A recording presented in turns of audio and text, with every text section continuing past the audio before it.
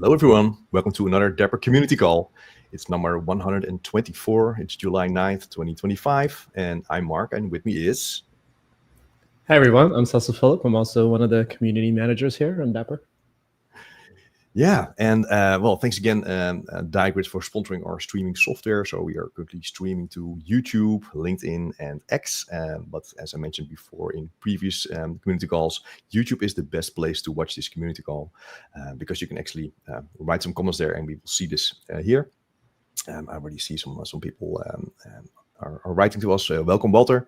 Please visit on YouTube. That's really the best place. So let's have a look, Cecil, what's going on today. So the agenda is actually two case studies today. So one from a healthcare company by Dan Lindberg and one from iosys by Chris Ryan. So I think it's the first that we have like a double of Dapr case studies in one community call. So very excited to hear that. It's always great to hear like people actually telling their stories about how they are running it in production. Yeah, people always want to hear about that. And there's one thing if we, like the community members and the folks, the maintainers that are running Dapr could say, well, this is what Dapr does. When you can actually hear from customers and they can give you like honest feedback and a real life perspective on what Dapr is doing and how they're using it, I think that goes so much further, right? Because people could be like, okay, well, this is a real thing, right? Like this actually is working and people are using it and they're being productive with it as well. Yeah, exactly. Yeah, and because I often get the question from, okay, can you give you some examples of which companies are using Dapr? Mm-hmm. And one of the things that I'm always saying is, okay, have a look at the CNCF website and the case studies listed there. So that's always a good start. But there are also quite a lot of people who are sharing their story here in the community call live stream. So that's also a good resource if you want to know about who is using Dapr. All right, let's then go into our first speaker and welcome Dan. Adding you to the stage. Welcome, Dan. Hi, Dan. Hey, thank you. I appreciate the opportunity here. So let's go ahead and get started. So like I said, my name's Dan Lindberg. I work for a healthcare company. And our primary company's mission is to connect providers and communities to transform lives.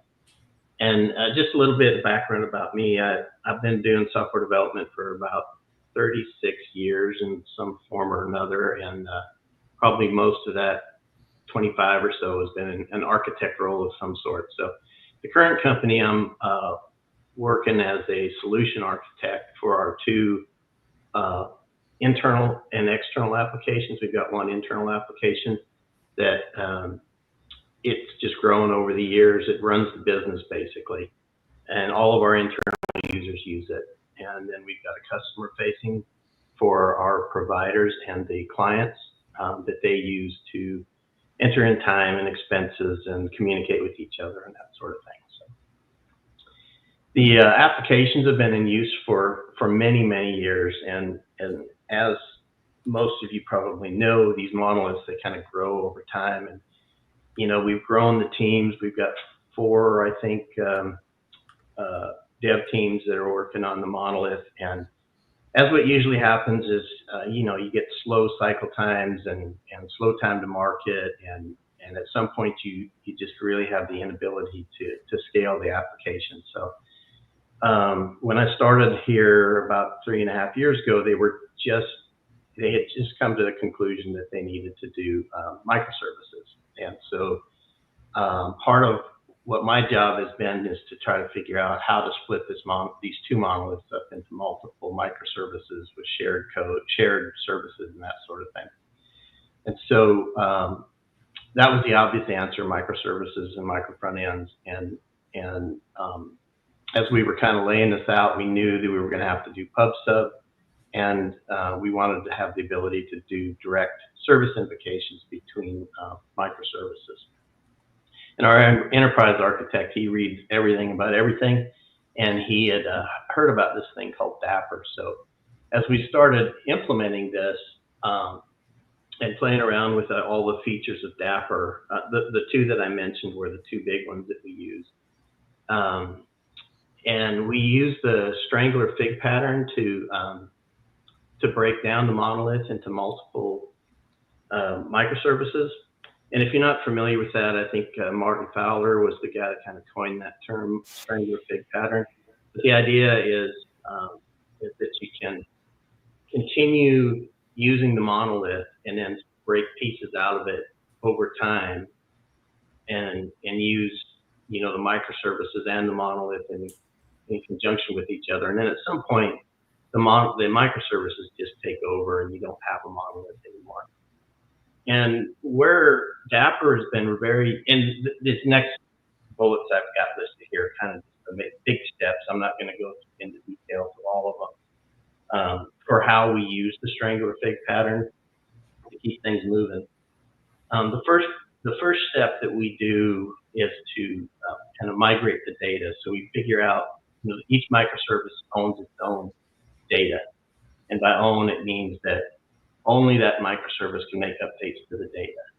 And so the first step is to kind of identify which data is going to be owned by the microservices. And then you have to migrate that data out of the microservice, or out of the monolith and into the microservice data. And so we use Dapr direct service invocations and PubSub to accommodate this.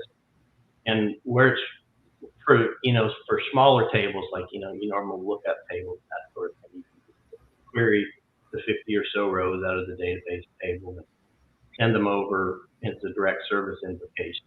So when you've got a larger data set, it's what we've done is just, you know, query chunks of the data, put it into a service bus topic, and then have the microservice listen for those events and populate the database in the microservice.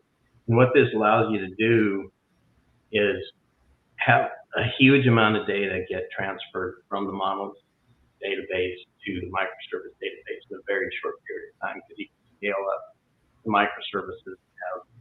You know, you can configure how many messages get processed by each pod in this case, and then scale up the number of pods and get just a huge amount of throughput and get that data migrated very quickly. And so we use that. We use Dapr to do that for the migrations of data. And then the next step, once you've got that verified that the data is correctly getting migrated, then you can start creating the APIs to save and update the data in the microservice. And we use direct Dapr service invocations from the monolith to the microservice to do the save and update. But until you've completely strangled that data and functionality from the monolith still needs to know about those updates. So when the microservice makes changes to the data, it puts a message on the service bus topic, and then anybody interested in that data being changed can listen to it. And so in this case, the monolith will be listening to that and update its monolith database so that it can stay up to date, and the rest of the monolith can have access to it until we can go through the rest of the process of migrating the get methods and all the business logic and everything. So that's kind of the key things. The next slide is kind of it's a sequence diagram that shows how that process works. And so in this case, we've got an app user that calls into the user management controller, which is in the microservice, to update the user. And in that service, it updates the repository, and then sends, and then it also, because we cache, some of that data gets cached in Redis cache, and so it updates the cached objects whenever the data is updated. And then we send a message to the service bus topic that data was updated. And so that's kind of the process we follow when we update data in the microservice. And then in the monolith, and anybody else that's interested, it listens to that service bus topic for that change data event and updates in this case, it's updating the monolith database. Just, that's all it's doing. But then we also have a separate process where we update our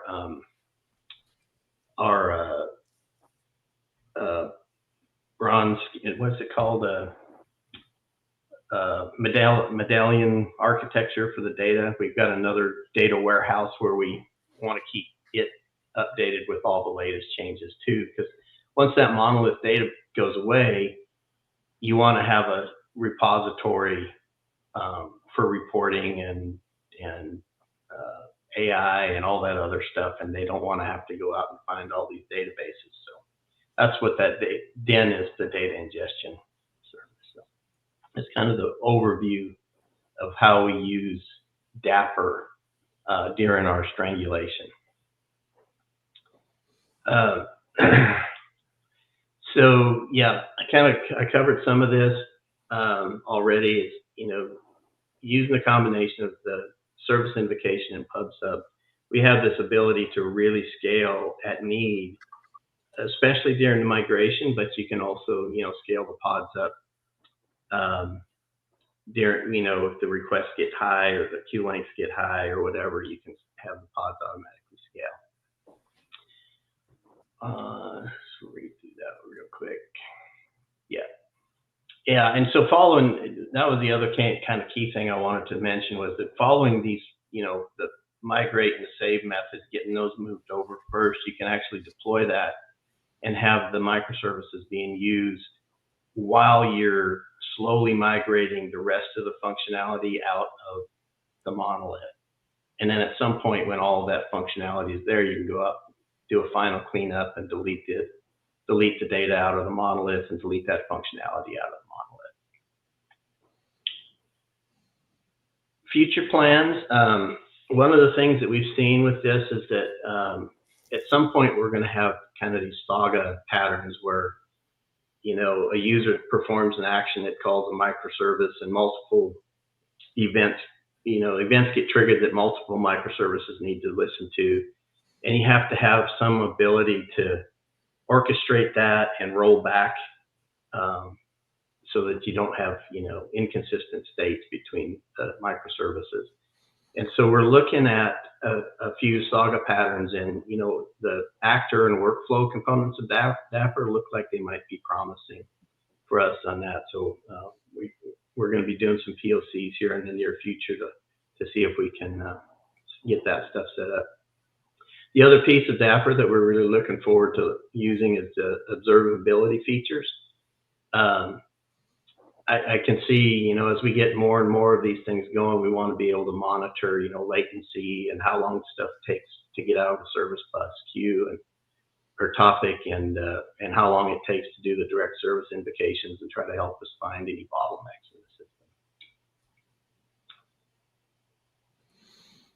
So I think we made the right decision early to use Dapr.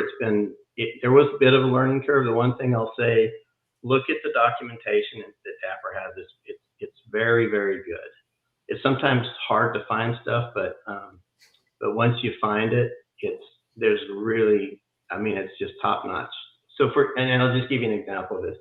We use, when we deploy our application, it's deployed to Azure as, you know, we use AKS, Azure Kubernetes Service. And then we use the Azure Service Bus for our topic. Locally, we use, the developers all use Docker desktop and Kubernetes enabled. And we deploy stuff to the local Docker desktop Kubernetes instance. And we use the Redis stream for our service bus. And so having the documentation that they have on the Dapr website there, to know how to configure the difference between, you know, Redis stream and Azure Service Bus, it was very good. It got us through all the problems we ever had you could think of having there. So I think that's it. You know, Dan, one of the really interesting things for me to hear about is not only just how you're using Dapr, but like the space in which you're using it in. So we've heard about tons of technology folks using Dapr and deploying Kubernetes and Azure and things of that nature. But with you being in the healthcare industry and running Dapr in what I would assume to be a very highly regulated space, right? I think that kind of it kind of goes to show like the flexibility, right? Like the adaptability of Dapr, that, you in healthcare, you can use Dapr. We've heard about Dapr being launched into outer space, right? And things of that nature, right? And so again, I really appreciate those stories, not just from the technical aspect of it, which obviously as a developer I care about, but then also the actual use case, right? Like, how is it actually helping businesses other than just helping developers write code easier? How is it actually helping businesses be productive, have, returns in their ROI and like all these types of things. So that's one of the reasons I really like hearing the story that, how you're using Dapr in your space today. Yeah, that's a good point. And I think we're early in the monolith strangulation bit, but I can see, because of the way we're using Dapr and the way we want to do the microservices, we're going to end up costing the business a lot less money and give us a lot more scalability as the business grows to where they want to grow to. So nice. Yeah. Good story. Yeah. I have a question out of curiosity here, because the data migrations are always scary in my opinion. So how many years worth of data did you need to migrate? Oh yeah, I want to say it's close to 20. 20 years of data collection. I mean, there's some of the tables, like I said, are very small, but some of them have tens of millions of rows of data, large amounts of data. And the one we were just doing, I was just floored. It was 7 million rows of data. Mm-hmm. And because of the way we could scale, when the developer first started looking at it, he said it's going to take 48 hours to migrate this data. Yeah. I said, well, you're not really following the architectural pattern I set up. So we went through it, and they implemented what I showed, what I was just demonstrating. And they were able to get that 7 million rows of data transferred in less than 10 minutes. So it's like we can, turn the system off one evening, do the deployment, migrate the data, do the deployment for everything, and we're back up and running very quickly. So yeah, you're just scaling out just for the migration. Yeah, exactly. Yeah. Okay. Nice. Yeah. Good story. All right. Okay, I don't see any further questions, but thank you very much, Dan, for sharing your story. It was great to hear that. Thank you. Thanks so much. All right, let's move on to our next speaker, and that is Chris. Hey, Chris. Welcome, Chris. Hi, guys. I will also share your screen. The floor is yours, Chris. Go ahead. Okay, great. So thank you very much for having me. It's my first time in this community call. In general, the first time really presenting anything on a YouTube live stream. So please be gentle with me. So a bit of myself. So this is a project we did for a client of ours. So from my background, I'm originally a mechanical engineer by trade, but I moved into production digitalization a few years ago. So I was working at a manufacturing SME where we digitalized the entire supply chain. And based on that, I founded my company iosys about 1.5 years ago. And this is like our biggest and so far greatest project with a key account of ours. And so yeah, I'm going to tell you a bit about this. So who are we? We are a young Swiss-based technology company specializing in industrial IoT and smart manufacturing solutions. And our mission is to turn factory data from black box to glass box, which means that we make a living in advising our customers to make operations transparent, measurable, and actionable. Our core offerings include industrial IoT data and AI engineering, microservices and edge applications for manufacturing, and also cloud architecture advisory and deployments, in this case mainly on Azure. And one of our key solutions we've developed so far is the Dapr-based microservice for flexible and scalable integration of shop floor data And we're also in a research project phase where we have some sort of chat with your data interface for operators in manufacturing facilities where they can interact with data for real-time insights and root cause analysis. But today I will tell you about Dapr-based microservice. So about 2 years ago, a company, it's called Maxon, they're a renowned Swiss precision drive manufacturer. They also have actors in the Mars rover, Perseverance, and Ingenuity, the Mars helicopter.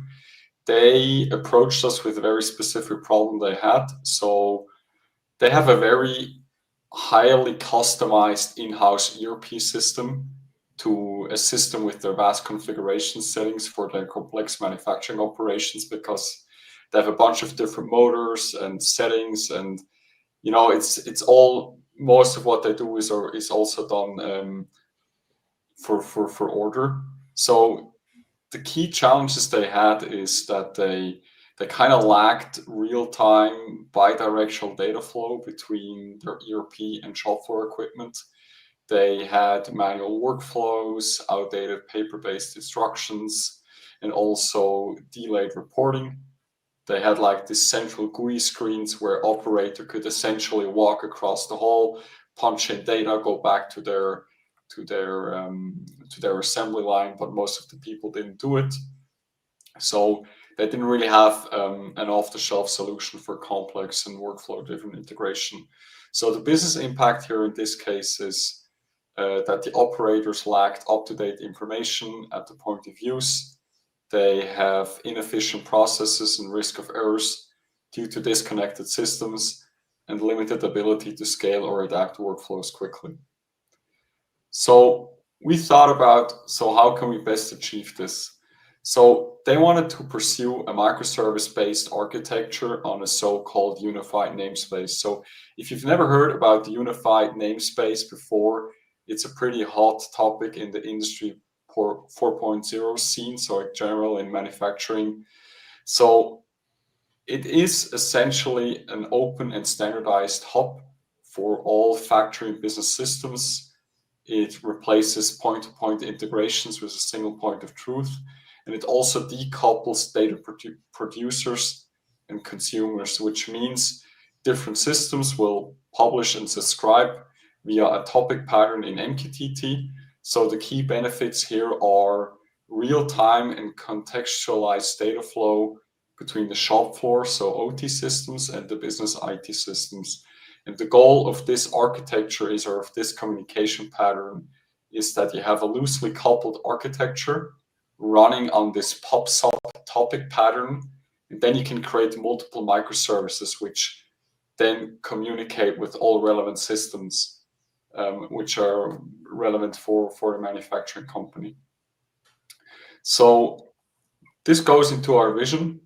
So this is just an example here what you could do with several microservices. So at the center, you have an MQTT broker. You have maybe different PLCs which can send data to and from this broker. You have maybe several tablets on the shop floor where operators can get and gather data. And in our case, we did this Dapr-based ERP bridge, which essentially connects with their ERP system. So for near real-time operations, you have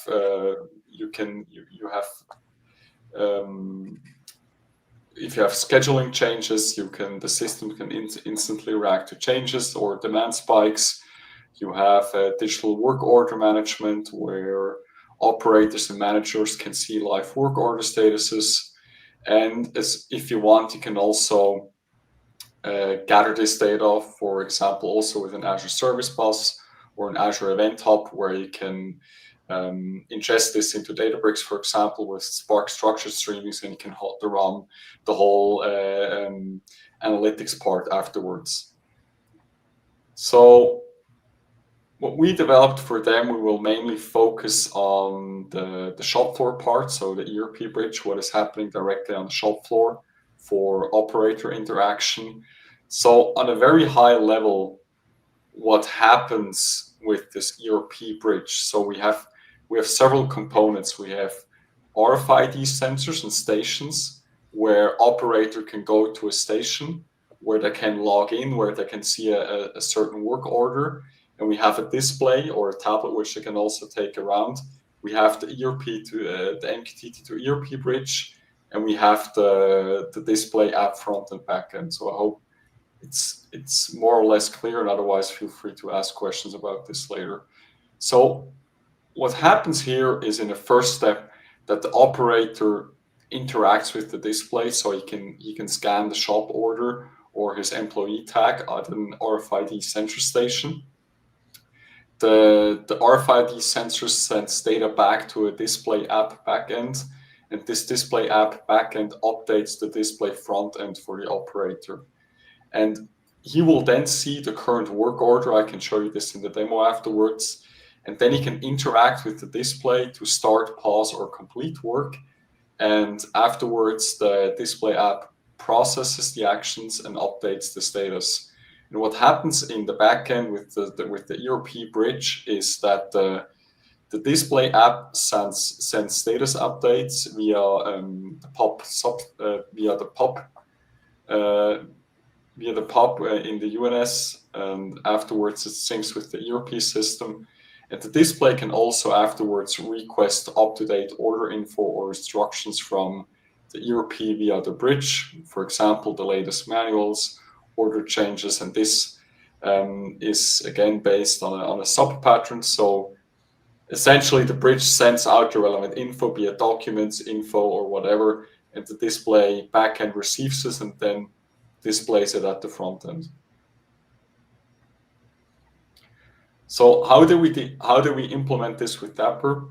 So for our current application, we mainly use the 3 components. So we have the MQTT broker in the middle. We have the IoT devices, in this case the RFID tags or sensors. We have the operator tablets. We have the customer app with the UI, and we have the Dapr-based ERP to MQTT bridge. And we mainly use the publish subscribe components, the state management, and so Redis as a state store, and we use Kubernetes secrets as the secret store. So these are the components we use. And if you look into our deployment, so at a high level, we automated our deployment with Ansible. So for you guys who haven't heard about Ansible before, it's an automation tool that simplifies deploying complex infrastructure via declarative playbooks. So here, in this case, it automates setting up the ERP to MQTT bridge environment on Kubernetes for consistency and repeatability. So just to give you a brief overview of the playbook we used here, we have a section where the Kubernetes cluster gets set up. We have the key operators which get deployed. We have the MQTT broker. So in this case, we use the open source Mosquito library, and it also deploys the bridge service. And the components we use here, so we have the core application, so the ERP bridge. We have the MQTT broker. We have Nginx for ingress. We also have the underlying Dapr sidecar. We also started working on finally leveraging Zipkin for distributed tracing. And also we started using Grafana and Prometheus to provide relevant monitoring and alerts. So the benefits of this deployment is we have reliable and repeatable deployments across 3 environments. So we use dev, test, and prod. We have scalable container management with Kubernetes, and we also have the entire microservice capabilities via Dapr, and this offers a solid and scalable foundation for further production deployments. So let's take a look very high level how we implemented the bridge itself. So think of it, the bridge is essentially a proxy for the ERP and the entire UNS POP-SOP pattern. So it is a key integration layer enabling seamless bidirectional communication between the ERP system and the MQTT-based shop floor components. And it uses all the relevant components you can see here. So the key components are the bridge itself, the Dapr sidecar, the service, and the components. So for the bridge itself, we built it with the Dapr Python SDK, combining the Dapr client and a Flask server.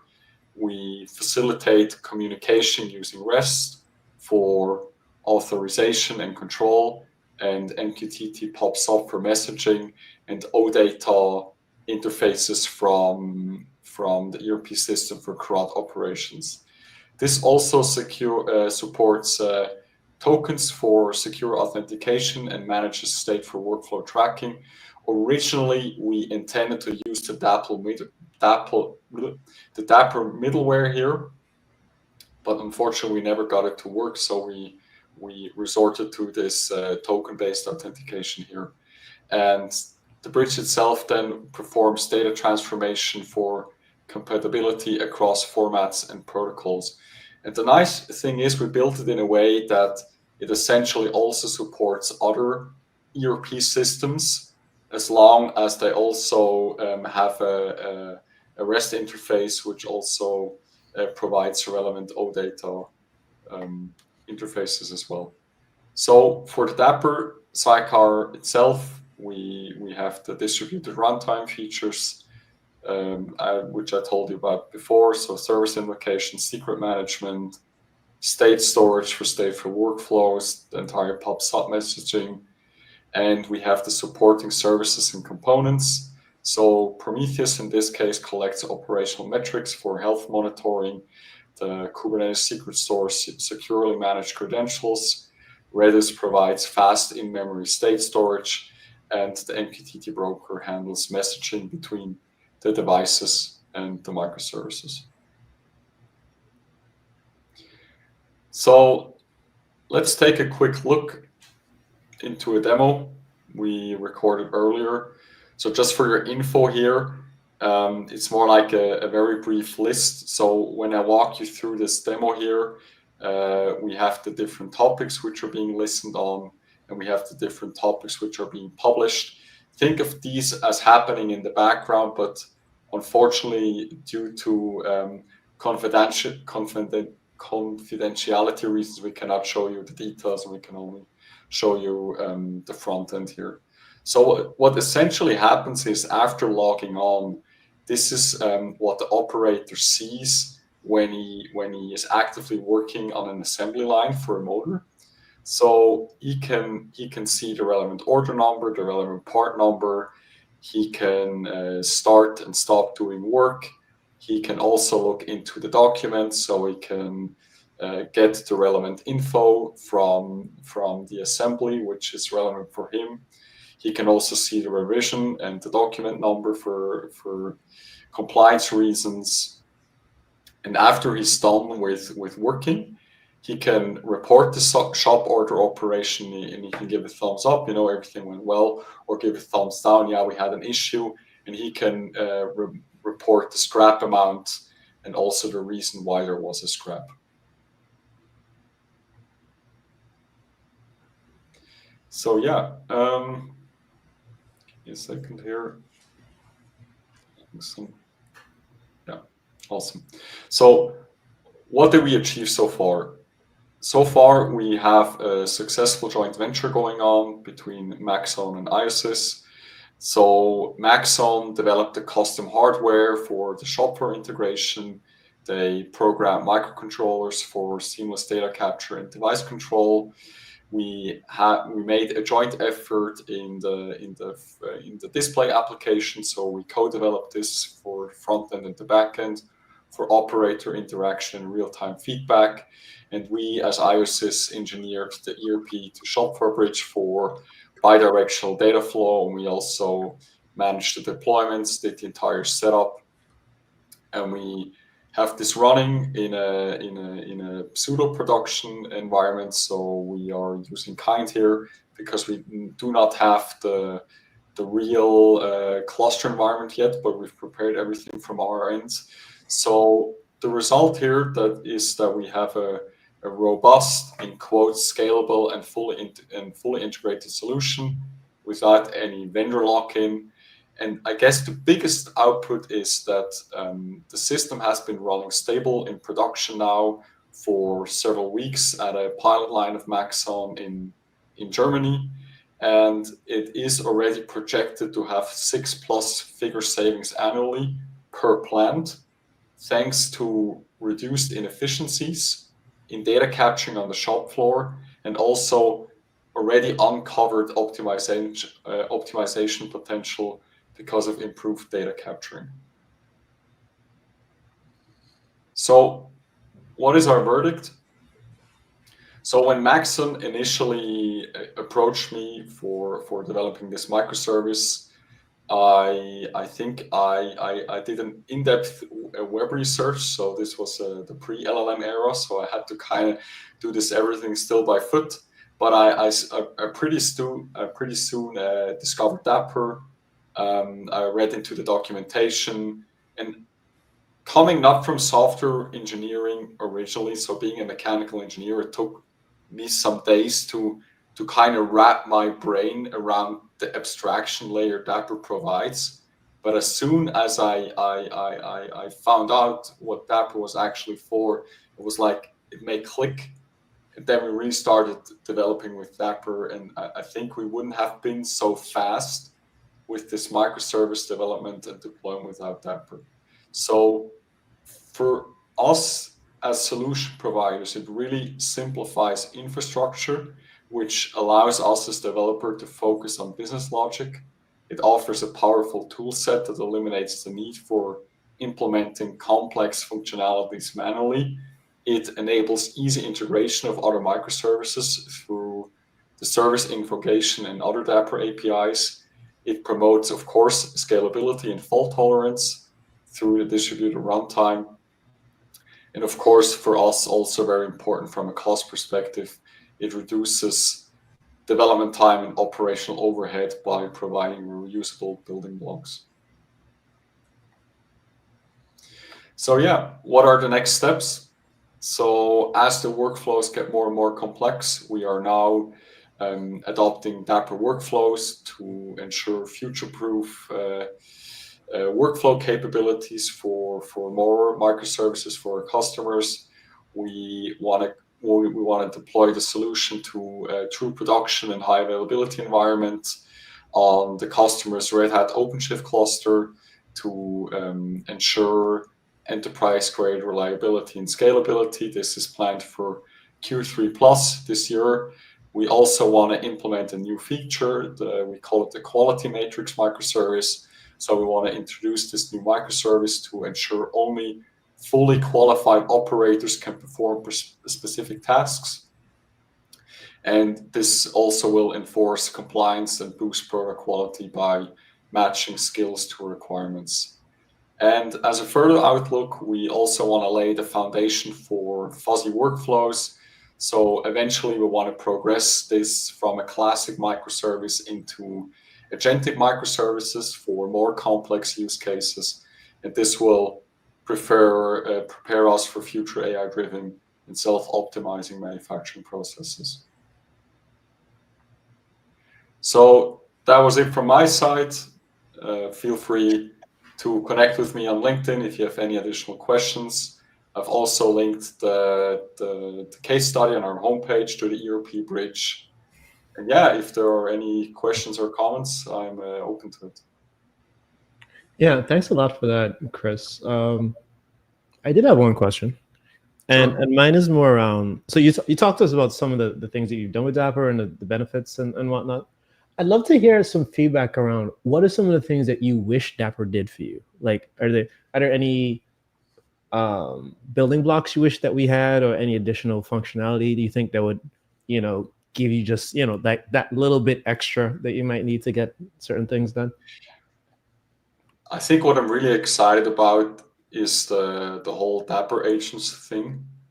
So it kind of takes the proven foundation of Dapr and puts this LLM layer on top. So I'm kind of waiting a little bit until this framework further progresses, because it's still early stage, which is perfectly fine.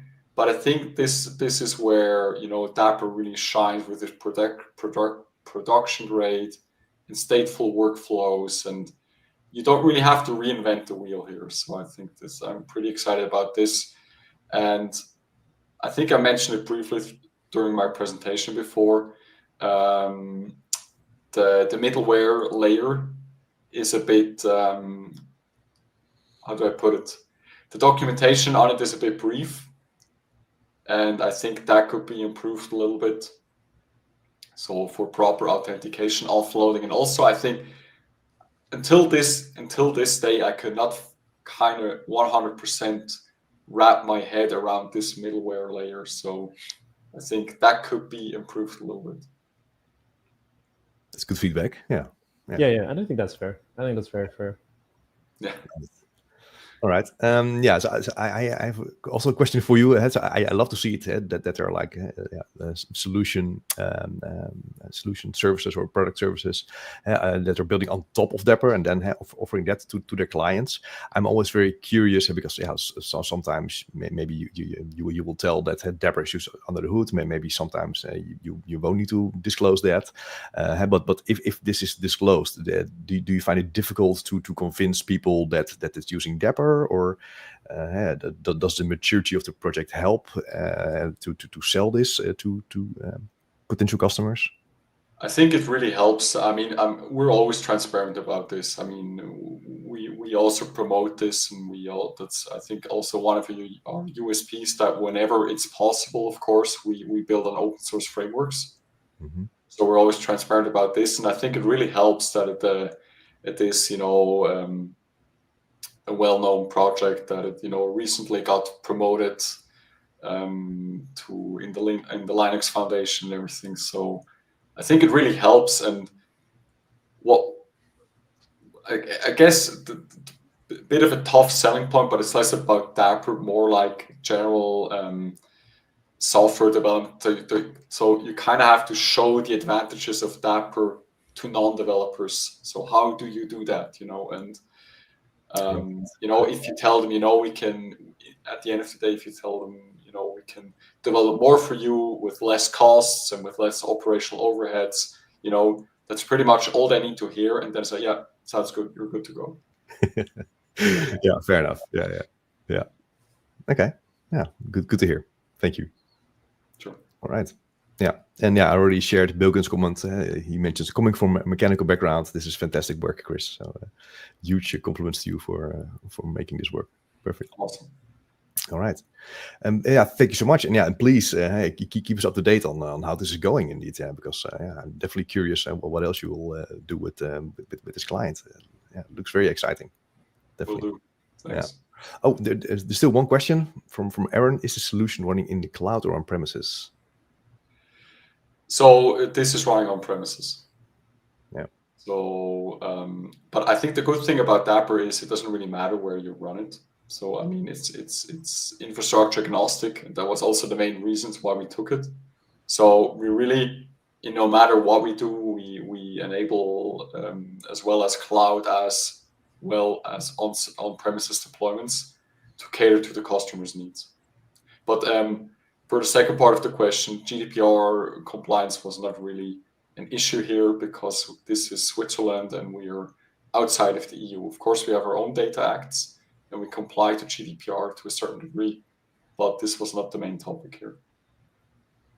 Cool. All right. Okay. Thanks again, Chris. And we'll hope you have you on maybe in a half year or so for an update. All right. Thanks. Bye-bye. Sure. Bye. Thanks, Chris. Yeah, those are two really interesting use cases. And like I said before, I really appreciate seeing Dapr in different scenarios, right? Like both technical, but then also a lot more user-facing things. Yeah. Because I think a lot of the times we always think, oh, okay, I have to have some grand tech idea to use Dapr, right? But sometimes it's like, hey, I work for a medical company, right? Like I want to do fleet management. I want to do like so many different things you could apply to Dapr to get that reliability, to, you know, get that resiliency. So yeah, definitely love to hear these stories from our guests. Definitely, yeah, because some technology stacks really are more meant to be used in a certain vertical, right? But yeah, with Dapr, it's definitely not really tied to any vertical like that. So that's good to see. Yeah, for sure. And then for our guests that are watching, for folks that are watching us live, if you also have really interesting use cases and, you know, uses of Dapr that you're using them for, we'd definitely love to know. So definitely feel free to go ahead and drop them in the chat. We'd love to see that, or leave them in the comments of the video. And then, you know, if you're part of our Discord channel, we also have a show and tell section in the Discord channel. So definitely feel free to jump in there too, and we could, you know, keep the conversation going. Exactly. Yeah. All right. Let's move on to the final section. That's the regular community show and tell. Speaking of show and tell, here we go. Good bridge, thank you. So first, the upcoming events. So the summer season is about to start. So for a couple of months it will be a bit quiet, but after the summer, end of summer, then it will be picking up again. So mid-September there is Container Days in Hamburg. So these two people are talking about breaking barriers with Dapr, simplified and portable cloud-native architectures. Yeah, it's a really nice conference. So if you're in the area, please have a look. Then around the same time, I'm giving a presentation about the Dapr PubSub in Copenhagen, NDC Copenhagen. Then still in September, I am doing a Dapr workshop with Dana, the other Dapr community manager who cannot be here today. So that's about Dapr agents. And then in October, I'm doing a Dapr, more like an intro session at HeapCon in Serbia. I think those were the events. And by the way, if you have any other events that we are not aware of, definitely need to mention them on the Dapr Discord. Just ping us, and you can definitely drop them in the show and tell channel.